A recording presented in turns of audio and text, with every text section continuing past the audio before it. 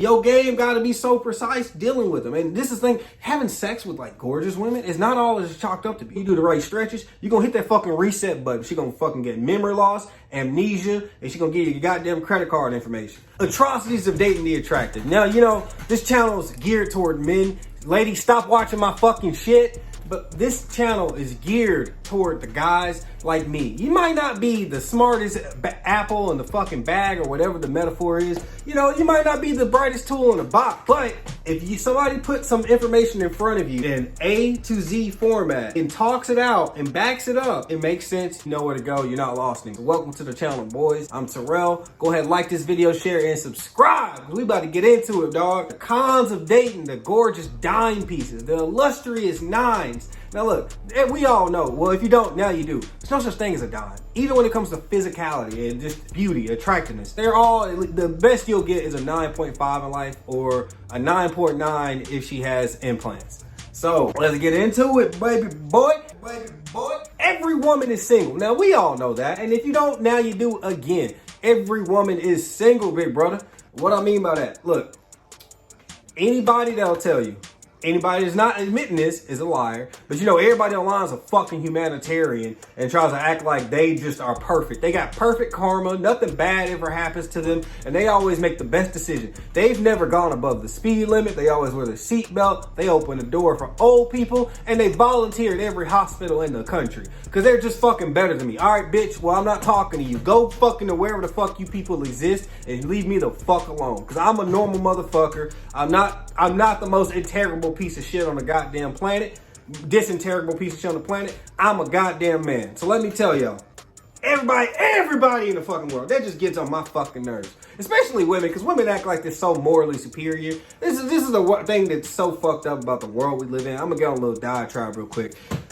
We always talk all of this shit and we implant all this bullshit in women's minds about love your curves, you're basically perfect. All that stuff, that's annoying. That's wrong. It does not do women any favors. But the worst thing we do is we make every woman feel like she's as noble as fucking Superman. Like she's a goddamn superhero. Like they are just rays of sunshine. They fucking, when they fart, the methane gases cure cancer and goes up in the sky and floats all the way to Venus. And then when you look through a telescope, you see all these pretty ass planets. Those are female farts.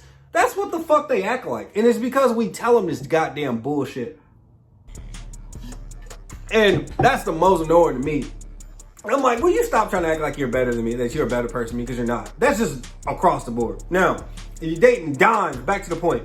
You dating dimes, bro, they have a serious attention problems. Like with women, they don't have self-esteem. It's sex esteem. How sexy are they? Now, gorgeous women is more volatile. It's more volatile and it's more fickle. It breaks. I can't believe I got the word fickle. Yes. The only thing that really cures that in a woman is her upbringing, and she has to have a strong ass father to actually have a true type of self-esteem that most women just seem not to have. And even then, she might not have it. Like this is another fucked up thing I do. I take like my sister's pictures and block her, and then I make a new Facebook account and I use her name and I join a bunch of ladies groups. And so I joined a lot of female self-help groups, and that's where you get raw honesty from women when they're in places where they think men aren't. So they'll say, a lot of women will openly admit like, yo, I never loved my husband as much as I love my dad. Like, it's a true thing. Like that, the type of man you have to be to imprint your daughter to where she's like not like most women is a fucking feat amongst itself. You know, it's his own type of sport. But what I mean by they're never single, the gorgeous women are never ever single. Because they'll just consistently post a selfie a day or a week or something, and they edit and they put all this work into something that's very fleeting, and they're addicted to it. If you ever worked at a substance recovery center or like volunteered at a homeless shelter like I have, or yeah, because I'm just like these bitches apparently, or if you do any of that and you see people struggling with addiction problems, when they need a quick fix, like you see it. There's a certain characteristics about fiending for something that they have. Like if you go to the liquor store, y'all, what gets you the most messed up in the liquor store? Is it the expensive is it the expensive stuff, the name brand stuff, the imported, exports. What is it? No, it's that little condensed stuff that fits in your pocket that you trying to hide. Cause the liquor company's been knowing this since the dawn of time how to get a motherfucker going. And that little fucking hit, that little stank, that little drink, that is what posting selfies is for women. They need that, bro. And gorgeous women, they get so saturated, they get so bombarded with male attention and thirst that it's a part of their health. Like, you see them declining. I swear to God, bro, taking a woman's phone away from her, well, I'm not saying forcefully, but if you see a babe lose her phone, her face looks like a person that has cancer and they've been fighting it in chemotherapy for months. I'm not joking. So yeah, that's something you really gotta deal with. And that's not for the faint of heart, because with a normal woman, normal looking women, say between, like, most women are between a 5 and a 7, and then the prettier ones are between the 7.5, 8.5, and then the dimes or the gorgeous ones are like in the 8.5, 9.5 range. But most women are between, like, somewhere between a 5 and a 7, right? If you work on yourself as a man and you keep improving and adding value to her life and being the best version of you, you're constantly doing that, you can wean her off of the attention off of normal men. Very, very much so. I've seen it, I've done it. You know, I see a lot of women especially in person and online, it's the exact same. Women will casually just flirt just for validation. And they say meaningless flirting, and they have no problem with it. Like, today's women have less of a problem with it than ever. Just being in a committed relationship and just flirting with another man. But the dime pieces, oh, it's not casual, baby. They need that. They need that money. They did fucking landlord. Hey, it's the 5th, motherfucker. Where's my shit? And so, like, look, let's put it in the scales. Sliding scale, right? Dating regular women is like being a paramedic. You know how to stop. You know how to do CPR. You can maybe do some in the field stitches. You can't do like an emergency amputation, but you can cut the circulation off and get the person to the hospital, right? Then you got the general ER surgeons. They do general surgery. But, you know, if they fuck up, it's not the end of the world. They have more skill. They have more power. They can do more. But it's not a planned surgery. It's just, hey, go, go, go, go, go. So this is dating regular women, right? Then this is dating, like, pretty women. You're the ER surgeon. After that, you get the advanced and complicated surgeons, the cardiovascular surgeons, the neurosurgeons. Those motherfuckers that don't smile. If you spend a lot of time in the hospital, you know the surgeons that don't smile are the best surgeons. The doctors that are never fucking happy and just look like miserable, look like they're about to fucking jump head first off of the building, and they're trying to make sure none of their coworkers showed up to work that day. Those motherfuckers are the best doctors. Now, you have to be the top tier fucking guy in a hospital to date gorgeous women. That's how much skill it takes. I'm saying this from experience, y'all. So at this point, I've kind of got it down packed. I've done it a couple times. Hell, I've been dating like IG models, fucking top percent performers on OnlyFans. And even the last woman I'm fucking with, I was like, okay, yeah, Terrell, you fucking with some bad bitches. This girl was so drop dead gorgeous and pretty. Her and her ex-husband had met through a genealogist, because people were trying to buy her eggs and his sperm because both of them had an eye color that only like 1,000 people in the world had. So people were trying to buy like her eggs for like $150,000.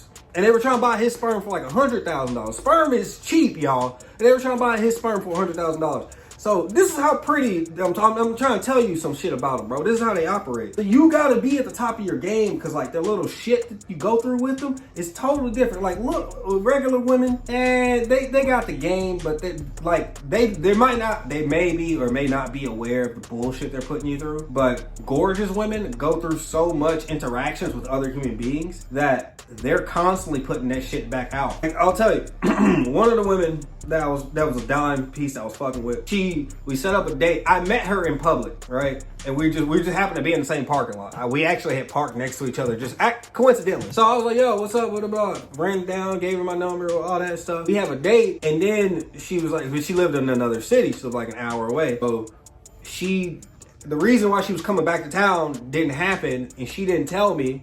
So then she was like, hey, can we reschedule for later today? And you know, fellas, you're not supposed to reschedule that shit. Shame on me. Shame, shame, shame. I rescheduled. Bitch was bad. What can I say? No, I can say, Terrell, I'll punch you in the fucking face, motherfucker. Be accountable. Okay, I will. So I rescheduled, right? She flaked again. And then usually they flake, bro. You just gotta keep it gangster, chalk it up to the game, bro. You made a mistake somewhere, something out of your control, let it be. But I was like, yo, why you waste my time like that? Shawty trying to talk to me about manners. She was trying to be like, why? You didn't check on me. You didn't say if I'm okay or anything. You just said that. I was like, bitch, I fucking called you first before I texted you. I was gonna ask you if you're okay on a phone call, but I just straight up told her like, you got some audacity to talk about manners, bitch. And so I was like, you know what? I'm self-employed. You need to send me some money on Cash App for my fucking time. I was dead ass serious. FaceTiming this girl. She was like, what? Because guys don't hold them to that standard, you know?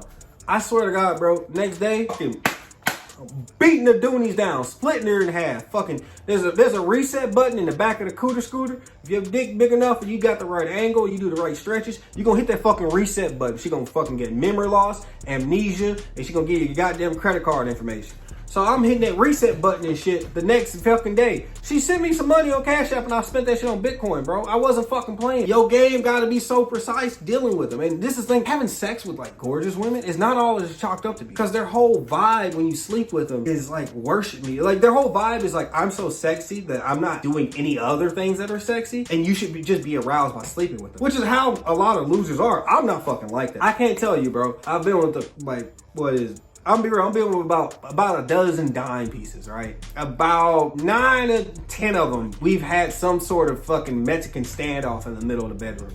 Because they're not performers. Their performance is just, oh, like you're lucky I'm sucking your shit. And I'm putting the sausage down their esophagus, and that's when they start trying to be the dominant one. And I don't like dominant women in bed. My shit'll go soft. My shit'll go soft in their mouth. And I'm not making it do it. It's just who I am. It happens to happen that way.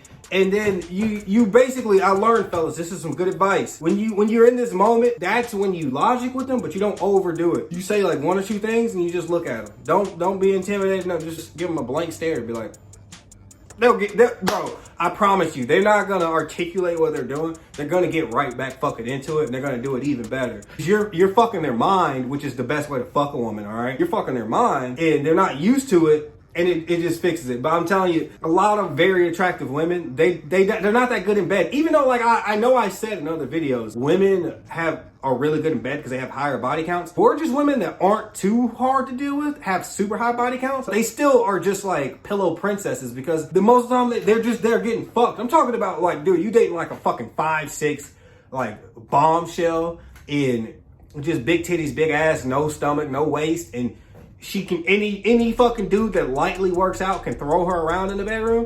Bro, she just is.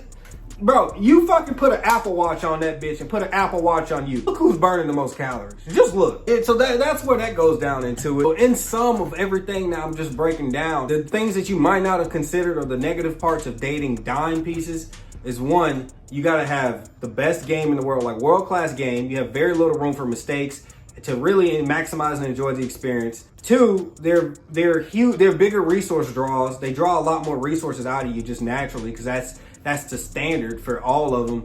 And then three, they have very little personality, and it's not like is or isn't their fault, but very attractive women, their personalities are just like surface level. I'm telling you, dog. And the kind of cool thing about that is that they don't care about anything, so you can kind of say more.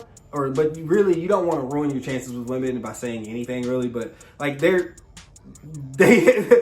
politically ambiguous out of not knowing shit. It's not like they know, like ugly women, you'll see this with ugly women. Ugly women that have a fucking stance and a point on something, even with based on like nothing factual, but they'll just be harping on it. Like, hot chicks don't harp on fucking anything, bro. They just care about Sephora. Like, you know what I'm saying? So, all right, guys, that's the video. Go ahead, like, share, subscribe. Find me anywhere on the internet, Terrell Thinks. Stay connected with me. Comment. Be on the lookout because I'm always trying to innovate and find ways for us to connect with a newsletter, maybe a Telegram. I'm still finding my direction and where I should go with that. But we're in this together. Much content, much value coming for you guys. I'm going to give you as much as I can. Let's go. Okay, now when we say dimes, we're talking about women that you don't want to look at. And not because you don't want to look at because they're scary, but like you don't want to get a fucking erection right now.